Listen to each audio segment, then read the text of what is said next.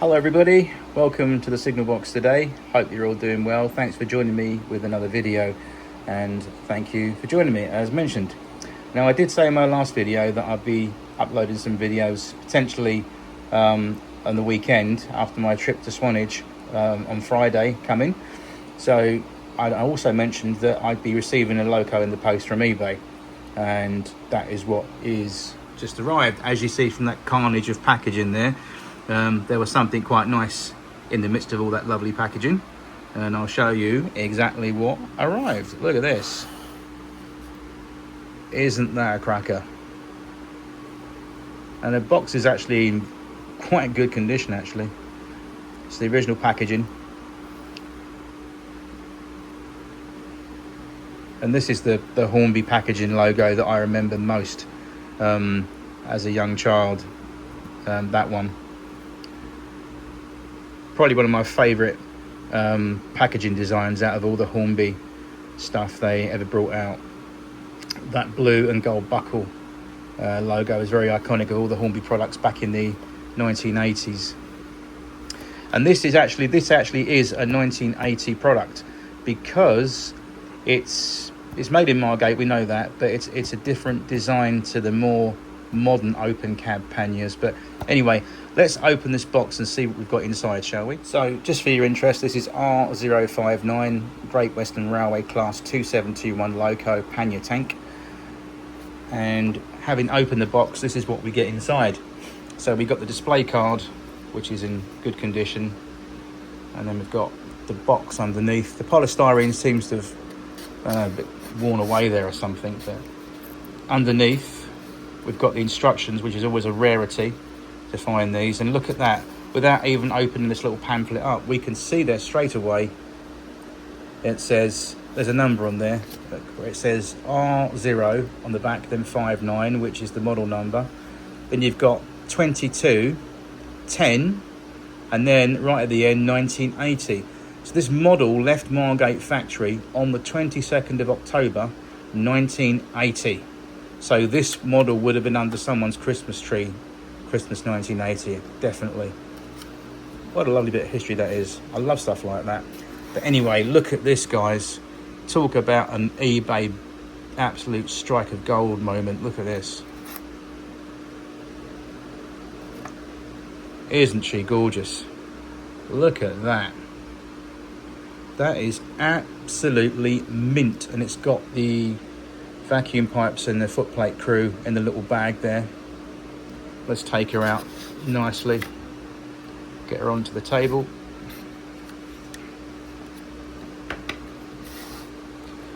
There we go. Bring the camera down.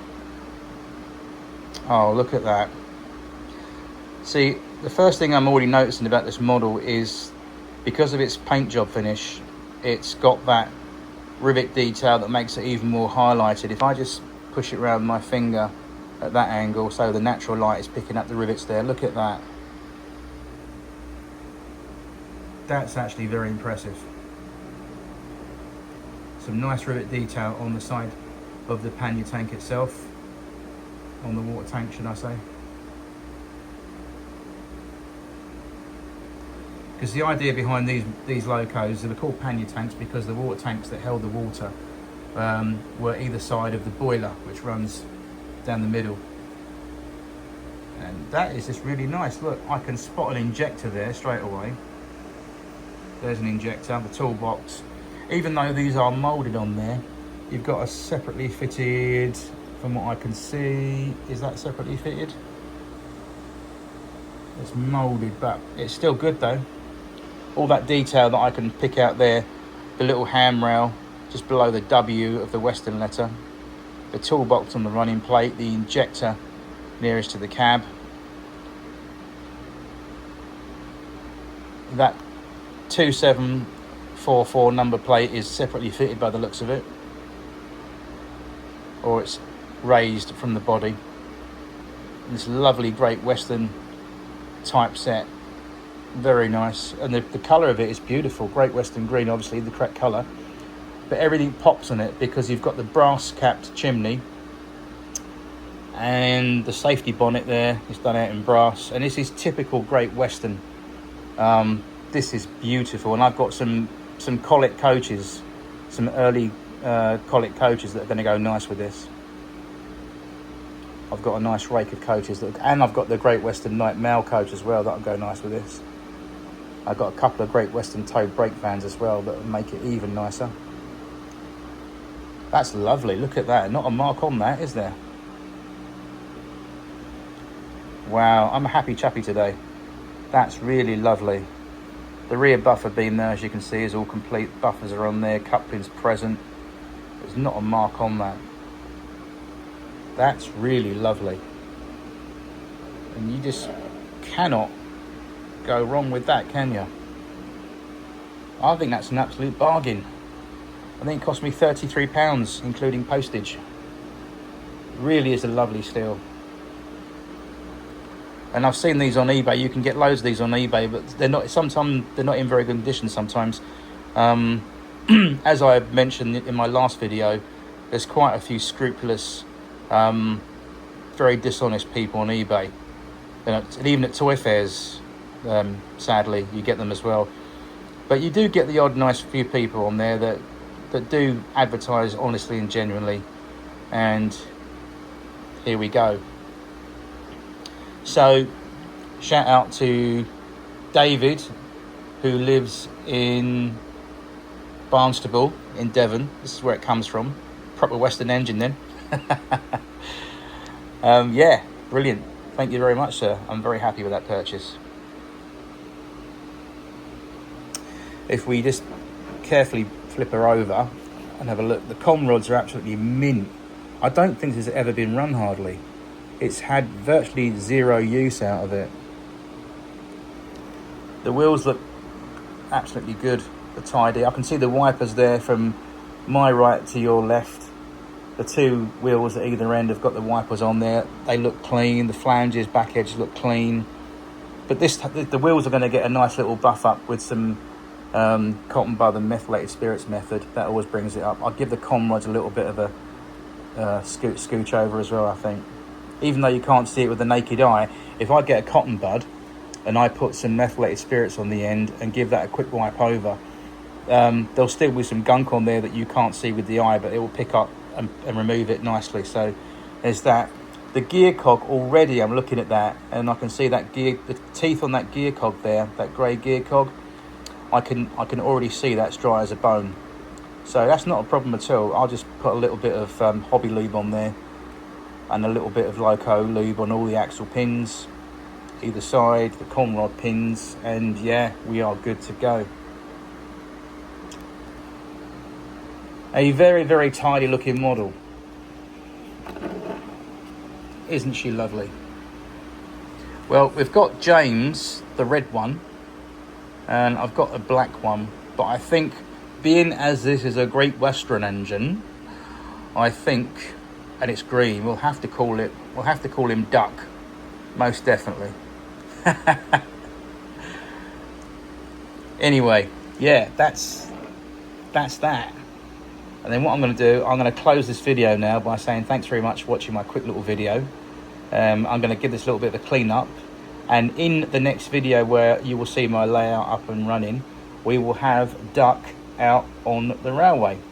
So stay tuned to the channel, because in a day or two I'll be down Swanage visiting the Swanage Steam Railway, and as always I'll be videoing something down there, so keep your eyes and ears out for that one.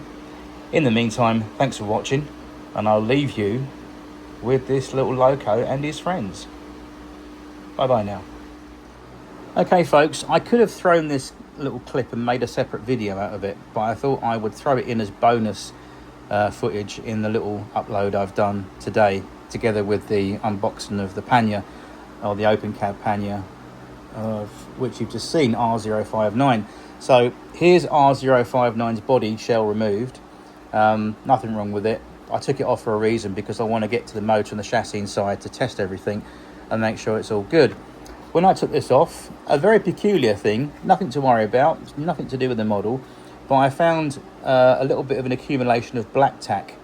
It's over here. I'll show you what it is. It's this stuff. It's like a rubbery, gluey type blue tack. It's horrible stuff. And there was quite an accumulation of it, a little bit in the wheel arch here, the centre wheel arch, and around here. I scraped it off with my screwdriver, and we got it all off, so it's all gone basically. But that's not a problem. But I just wondered why there was an accumulation of black tack on there. Sometimes they put it on the factory for some reason to secure something, maybe a cable or a wire. But anyway, the body shell's integrity and appearance is in no way, shape or form affected. It's all good, so we'll put that carefully to one side. But I wanted to point out something that I didn't point out originally a minute ago in the beginning of the video today, and that was the difference between the Margate early 1980 version and the 1993 versions of these open cab panniers.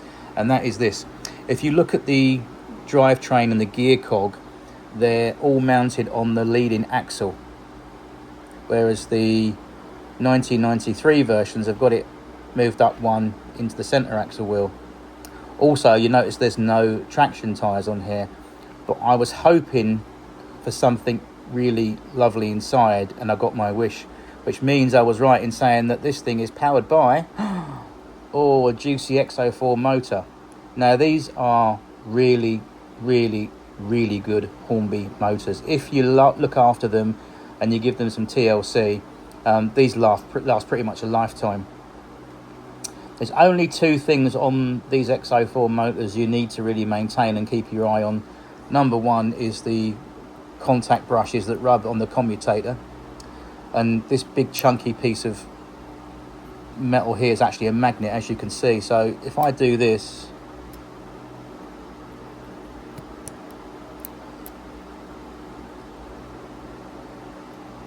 that's got some strength left in that. That's a good, yeah, you can see it's a good magnet. There's nothing wrong with that, but what I'm saying is, for those of you who don't know, if these magnets become weak, the motor won't get full potential out of what it does, so it won't pull, and it won't, more importantly, run as well as it should. So you can get these remagnetized. There's lots of model shops out there that offer a remagnetizing service to do that, or you can get the infamous Ronald Dodd magnetizing machine, which very clever chap Ron Dodd, who's got a very lovely extensive Hornby 003 rail tin plate layout. He's an engineer by trade, and he came up with the magnetizer machine purely for remagnetizing Hornby 00 and Triang and Hornby X04 motor magnets, and they'll also do the Airfix ones as well, I think. Anyway, the point being, this magnet is okay, it's good. Yeah, it's very good. That's all right, excellent. It's what we wanted. The chassis, as you can see, is lovely and tidy. I don't think this has been hardly run. And looking at this physically, you can see the worm drive there, the gear train. That's very dry. Dry as a bone, so is the cog. So what we'll need to do now, I will stop this video officially. I'm going to strip this down. I'm going to clean these brushes. I've got some methylated spirits there, cottony buds. I'm going to strip it all down, take the brushes out, clean those. I'll give the oil pads. There's actually two oiling pads on here that you need to do. One is, well, oiling point, should I say, not pads. There is an oiling pad on here. It's actually just behind, let me see, it's just in there, behind there. And there's one oiling point just in front there, just in front of that worm drive. Not actually inside, but just outside there, and that point is where you put a dab of oil. But on the older motors, there was an oil pad, I think. More so on the Triang stuff. I know the Airfix models have got little felt pads as well, but on this there isn't really a lot to do. So what I'm going to do, just to talk you through it, I know you don't want to see me doing it, but I'm going to show you what I'm going to do. And the reason for me doing this little bonus footage clip is, first of all, I'm going to take these brushes out. I'm going to clean them with some meths, and I'm going to clean the commutator, which is that brass thing I'll bring up to the camera, which is that area here. I've got a cocktail stick, and we'll just file that down a little bit and then use that to clear out the three grooves in there where all the muck normally gathers. It looks to be pretty good, actually. There isn't much to worry about. So it's just cleaning the commutator, the brushes, a little bit of oil here and there, and just lubricating the gear train and the worm drive there, and obviously the axles and the com rods, and giving it a good TLC and a good lube, and that's it. But everything, looking at that, from what I can see, is really nice.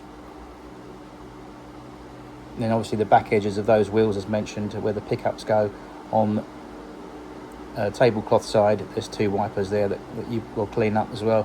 So everything will get cleaned up. But looking at that physically, as you can see, that chassis is beautiful. That's a nice looking chassis. Everything's very clean in that. Normally as well, I'll tell you what, guys, normally here, that there's a gap of light. You can see the light shining through where my screwdriver blade is in this area here. If you've got a well-run model, and normally if it's been running on carpet, that is where you see loads of fluff and gunk and oil that's caked up into a horrible mess. That's normally a culprit. And you can take these out of the chassis and clean it, but I don't need to remove anything there because it's all good and gravy, baby. So yeah, good. Right, I'm going to get on with stripping this down, and then we shall see it running around my railway in the next video. So see you soon. Take care, and I will say goodbye now.